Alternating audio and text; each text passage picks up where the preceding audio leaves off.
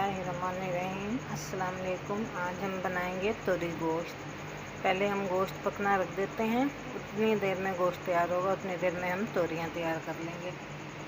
बड़ा गोश्त है 1 किलो। मैं हमेशा गोश्त को नमक और हल्दी डाल के एक बॉईल दे लेती हूँ।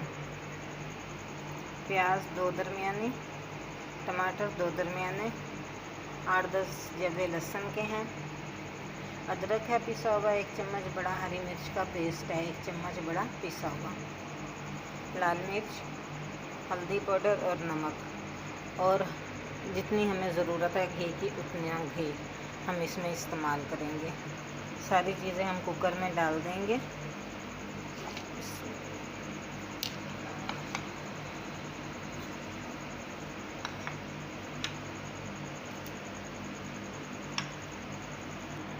सारी चीज़ें हमने इसमें शामिल कर दी हैं।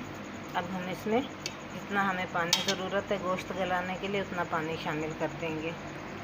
हमने पानी इसमें शामिल कर दिया। अब हम इसे बंद करके कुकर को जब तक गोश्त नहीं गलेगा उतनी देर सीटी चलाएंगे। कम से कम 10 मिनट सीटी चलेगी तो इंशाल्लाह गोश्त हमारा गल चुका होगा।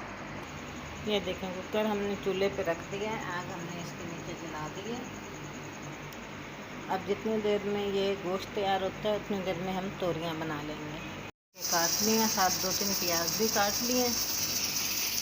टाइम हमारा कुकर का पूरा हो गया। अब हम इसे खोलेंगे।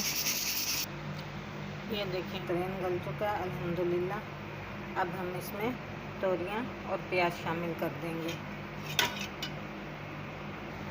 ये देखें तोरियां हमने शामिल कर दी हैं। इस टाइम पे आके हमने 1 चम्मच बड़ा सूखा धनिया पिसा हुआ और थोड़ा सा गरम मसाला साबुत, ये हमने इसमें शामिल कर देना है। अब हम इसे बंद कर देंगे।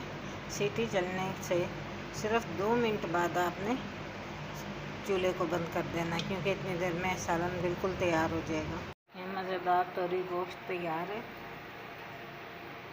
अगर आप ऐसे ही आसान रेसिपी हासिल करना चाहते हैं तो हमारे चैनल को लाइक करें, सब्सक्राइब करें और कमेंट्स बॉक्स में लाजमी बताएं कि आपको हमारी रेसिपी कैसी लगी। दुआ में याद रखें। अल्लाह हाफिज़।